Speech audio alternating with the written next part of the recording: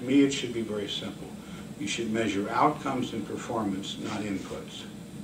That the paradigm and the model should be based on how well are the kids doing, not everybody's going to do it this way. I hear public school people all the time say, well, you know, if it were a level playing field and we weren't having all these different things, these regulations that we have to do that they don't have to do, then we could compete.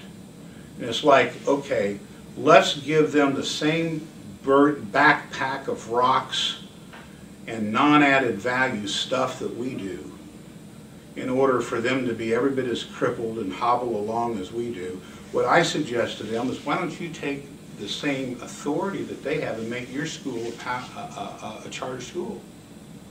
Every public school in this state, and most states that have it, could convert and become a charter school, and by doing that, relieve themselves of a lot of the non-essential regulations and so forth. But the reality is regulations built like barnacles on ships. I remember the time when I said, well, why should school administrators be limited, or superintendents be limited to only people with administrator's license? Why not have a guy that ran a CEO or a woman that is an accomplished professional come in and run the school? And here came all these superintendents that had for years been talking about all these so-called regulations that were burdensome, saying, oh no, we want that. Why? Because it was job protection.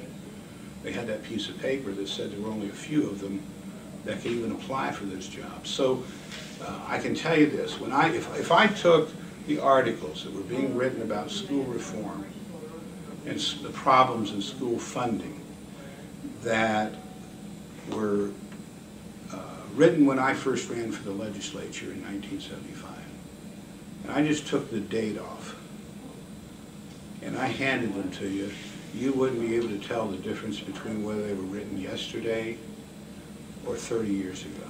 And the fact of the matter is, education will always be important to us.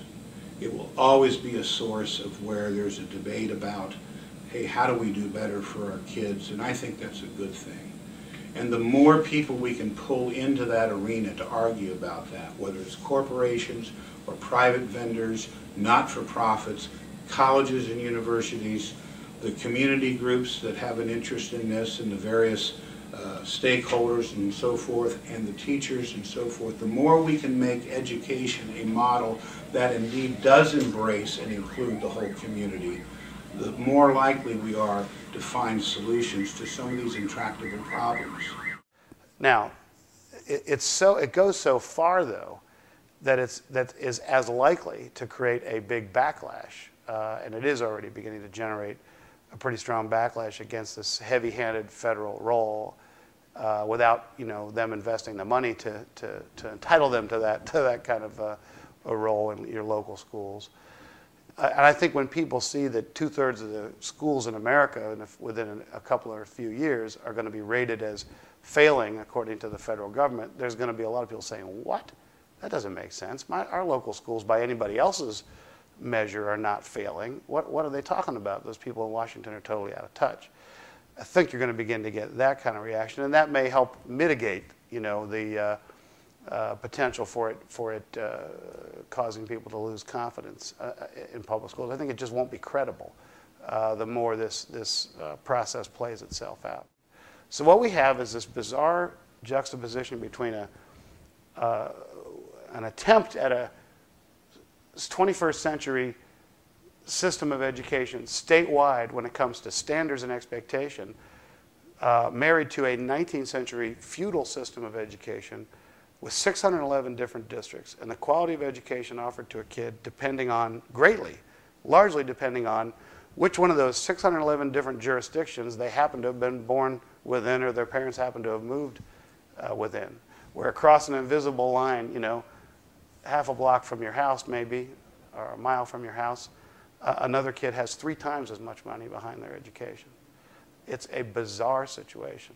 Now, Ohio last year spent just under $300 million of tax dollars, that's state and local tax dollars, diverted to charter schools, which by and large got abysmal academic results. But the largest chunk of that money, and a growing share of it, is going to for-profit companies, a handful.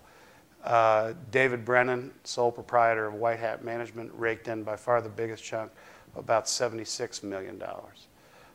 Lesser but important players, Altair Learning Incorporated, that runs the electronic classroom of tomorrow, took in about $28 million.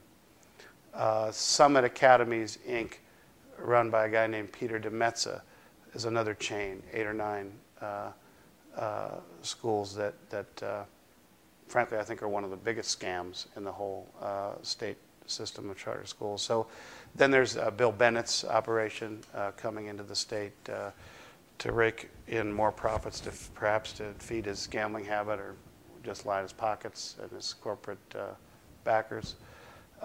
We're allowing profiteers to simply raid the public treasury, and the politicians that are doing it have got to be called to account at some point. They have simply just opened the vault, and let their friends come in and grab as much money as they can. There is no accountability for results. What we were sold with this charter school concept was public education by contract. The traditional public schools aren't doing the job in some cases.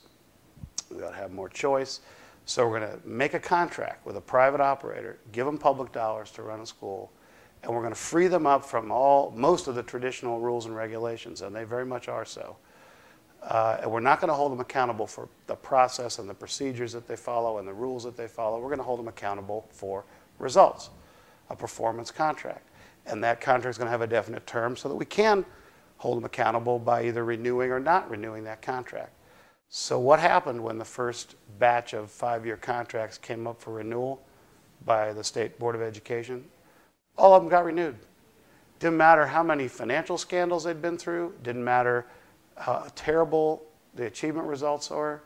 Didn't matter they were way below the results of the public schools in that same city or district. They all got renewed. A lot of the public still thinks that's what it is. It's a small, and they still talk about it with that rhetoric.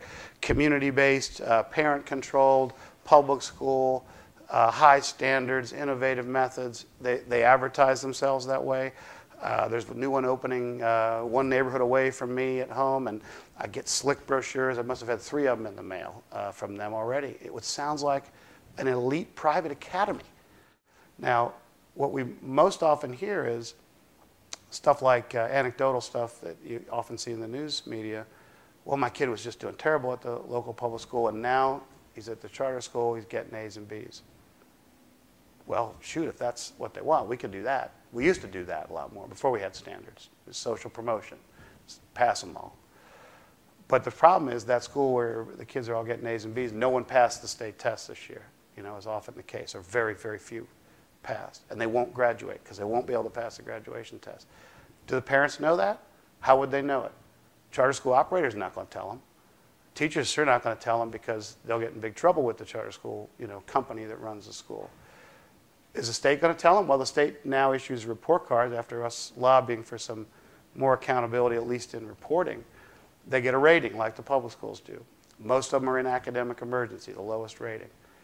And they'll show you their test scores on these report cards. But you know what? The same year that the state was told, Department of Ed was told by the legislature that they had to give the charter schools a rating, they stopped mailing the report cards home to the parents. It was just coincidence. It was a budget cut. But isn't that interesting? So unless you're a parent that's savvy enough to go to the Department of Ed's website and navigate a very difficult to navigate website at that, and find the data on your kid's charter school, you're not going to know how badly they're doing. You're not going to know that your kid's probably not got a prayer graduating from high school.